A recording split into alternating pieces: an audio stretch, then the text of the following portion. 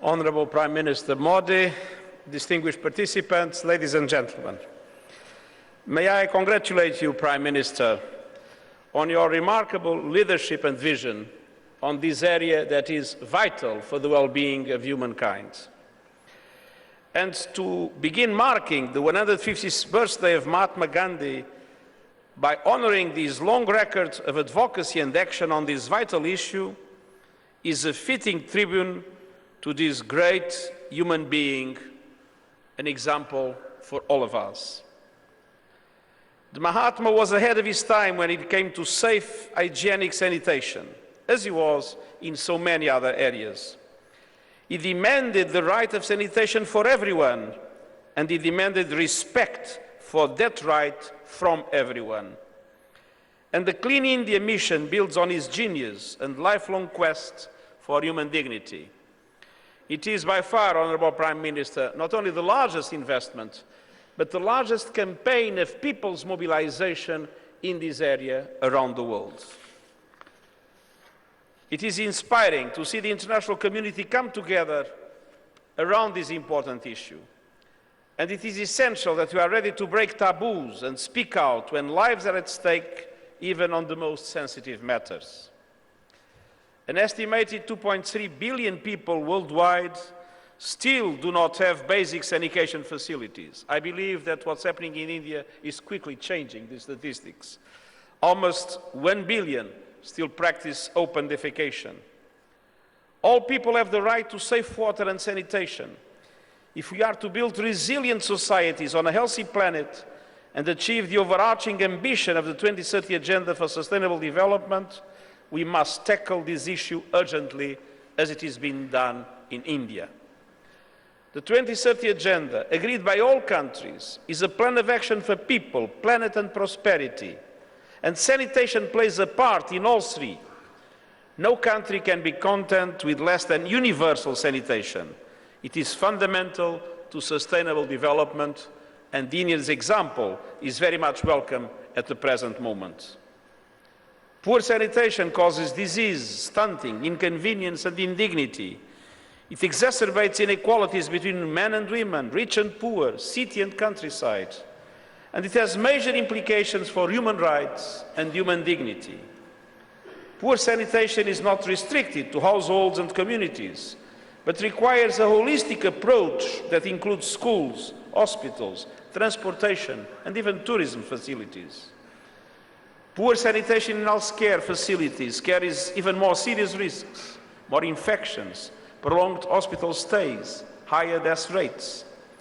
That was the background to my global call to action in March for water, sanitation and hygiene in all healthcare facilities by 2030.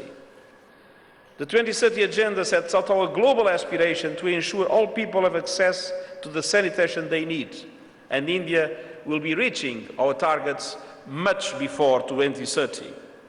And this means women, children, young people, people with disabilities, the elderly, indigenous peoples, the homeless, prisoners, refugees and migrants. Some of these groups are particularly hard to reach. They must be the focus of our most urgent efforts if we are to meet our pledge to leave no one behind. And that requires innovation, courage, commitment and leadership, as we have seen in the film that we were offered today. Eliminating open defecation must be central to efforts to improve sanitation. This practice poses a serious threat to children, contributing to the diarrhea and to malnutrition and stunting that has a lifelong impact.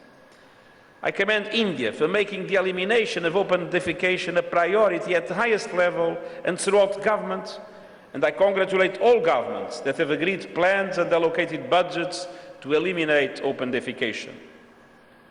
Distinguished delegates, ladies and gentlemen, improving sanitation is not only the right thing to do, it was also economically the smart thing to do.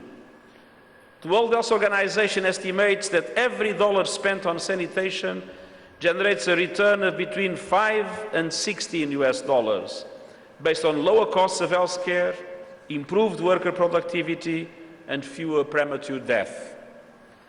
Poor sanitation and often defecation have a disproportionate impact on women and girls. They may face an increased risk of harassment and abuse, restrictions of their personal freedom of movement, and increased health risks because of lack of access to sanitation facilities and to menstruation materials. Girls cannot wait for safe, clean private toilets in their schools, and women should not have to wait for sanitation in public spaces and workplaces. Sustainable Development Goal 6 concerns sanitation for all, but this issue is essential to achieving all the Sustainable Development Goals, particularly those on health, nutrition, sustainable cities, and gender equality. And I'm proud and happy to be here at this important moment when we are taking significant steps to build safer, more resilient societies on a healthy planet, the overarching goal of the 2030 Agenda that India is leading in such a wonderful way. The entire UN system stands ready to support you. I thank the government and people of India for hosting us, and I congratulate them again on the enormous progress that is being made. This shows that with political will and commitment, it is possible to achieve ambitious targets quickly and to create a fundamental paradigm shift to achieve sanitation for all by 2030. Thank you very much.